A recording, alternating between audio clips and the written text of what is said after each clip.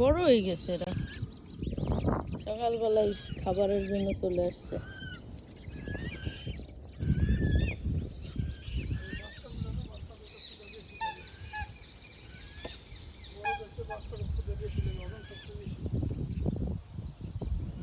মায়ের সাথে চলে আইছে, খাবার নিয়ে আসো যাও।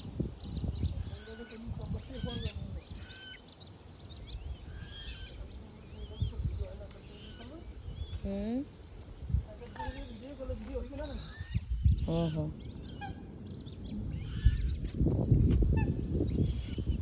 আয় আয়, তোরা খাবি?